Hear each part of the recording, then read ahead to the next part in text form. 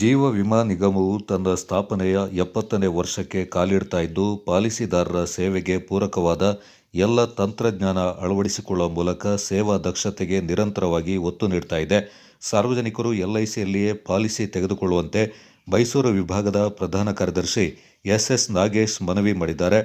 ನಗರದಲ್ಲಿ ಸುದ್ದಿಗೋಷ್ಠಿಯಲ್ಲಿ ಮಾತನಾಡಿದ ಅವರು, 1956ರವರೆಗೆ ಖಾಸಗಿ ರಂಗದಲ್ಲಿದ್ದ ಜೀವ ವಿಮಾ ವಹಿವಾಟನ್ನು ರಾಷ್ಟ್ರೀಕರಣಗೊಳಿಸುವ ಸುಗ್ರೀವಾಜ್ಞೆಯನ್ನು ಅಂದಿನ ಕೇಂದ್ರ ಸರ್ಕಾರವು ಅಂಗೀಕರಿಸಿದ್ದು, ಜನವರಿ 19ಕ್ಕೆ ಜೀವ ವಿಮೆಯ ರಾಷ್ಟ್ರೀಕರಣದ 70ನೇ ವರ್ಷಕ್ಕೆ ಕಾಲಿಡ್ತಾ ಇದೆ. ಭಾರತದ ಜನತೆಯ ನಂಬಿಕೆ ಬ್ರ್ಯಾಂಡ್ ಆಗಿರುವ ಎಲ್ಐಸಿಯನ್ನು ಪೋಷಿಸಿ ಬೆಳೆಸಿದ ಮತ್ತು ಇಂದಿಗೂ ನಂಬಿಕೆ ಇಟ್ಟುಕೊಂಡಿರುವ ಪಾಲಿಸಿದಾರರಿಗೆ ಎಸ್ ನಾಗೇಶ್ ಕೃತಜ್ಞತೆ ಸಲ್ಲಿಸಿದರು. ನಮ್ಮ ದೇಶಕ್ಕೆ ಆಂತರಿಕ ಬಂಡವಾಳ ಬೇಕಿತ್ತು, ಇಂಟರ್ನಲ್ ಸೇವಿಂಗ್ಸ್ ಅಂತೀವಲ್ಲ. ಸೊ ಇದು ಕ್ರೋಢೀಕರಣ ಖಾಸಗಿ ಕಂಪನಿಗಳಿಂದ ಆಗ್ತಾ ಇರಲಿಲ್ಲ.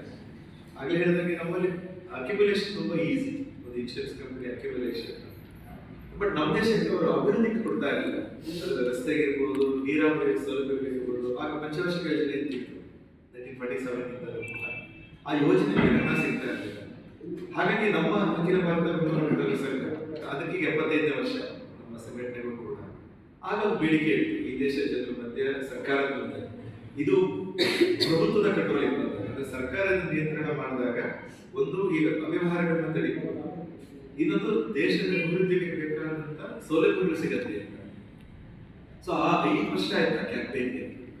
5 ವರ್ಷಗಳಿಂದ ನಿರಂತರವಾಗಿ ಕ್ಯಾಂಪೇನ್ ಮಾಡಿದಾಗ 1956ರಲ್ಲಿ ಜನವರಿ 19ನೇ ತಾರೀಕು ಈ ಎಲ್ಲ ಜೀವ ವಿಮೆ ಉದ್ದಿಮೆಯನ್ನು ರಾಷ್ಟ್ರೀಕರಣ ಮಾಡತಕ್ಕಂಥ ಆರ್ಡಿನೆನ್ಸ್ ಅಂದಿನ ಕೇಂದ್ರ ಸರ್ಕಾರ ಹೊರಡಿಸಿದೆ.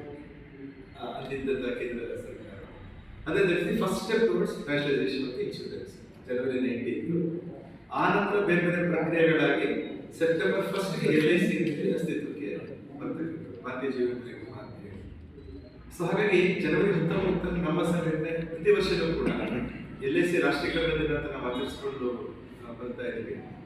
ಸೊ ರಾಷ್ಟ್ರೀಕರಣ ಆದಾಗ ಎಲ್ಐಸಿ ಕೆಲವು ಅಬ್ಜೆಕ್ಟಿವ್ಸ್ ಅನ್ನು ಕೊಡ್ತೀವಿ.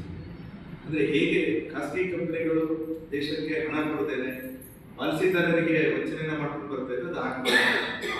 ಪ್ರತಿ ಮೂಲೆಗೆ ವಿಮೆ ತಲುಪಬೇಕು, ಒಂದು ಭ್ರಷ್ಟಾಚಾರ ರಹಿತವಾಗಿ ಈ ಒಂದು ಸಂಸ್ಥೆ ಕೆಲಸ ಮಾಡಬೇಕು ಅಂತಕ್ಕಂಥ ಹಲವಾರು ಜವಾಬ್ದಾರಿಗಳನ್ನ ಕೊಟ್ಟಿತ್ತು. ನಾವು ಇವತ್ತಿನ ದಿವಸ ನೋಡಿದಾಗ ಅದೆಲ್ಲರೂ ಕೂಡ ಎಲ್ಐಸಿ ಈಡೇರಿಸಿ ಈ ಒಂದು ಕಾಲಘಟ್ಟದಲ್ಲಿ 70 ವರ್ಷಗಳ ಪಯಣದಲ್ಲಿ ಅಂದ್ರೆ ರಾಷ್ಟ್ರೀಕರಣ ಆಗಿ 70ನೇ ವರ್ಷಕ್ಕೆ ಕಾಲಿಡ್ತಾ ಇದ್ದಂಥ ಒಂದು ಸಂದರ್ಭ ಗೋಷ್ಠಿಯಲ್ಲಿ ಜಂಟಿ ಕಾರ್ಯದರ್ಶಿ ಕಾಳಪ್ಪ, ಮಡಿಕೇರಿ ತಾಲೂಕು ಅಧ್ಯಕ್ಷ ಅನಂತೇಶ್ ಸರಳಯ್ಯ, ಪ್ರಮುಖರಾದ ಗಣೇಶ್ ಪಾಲ್ಗೊಂಡಿದ್ದರು.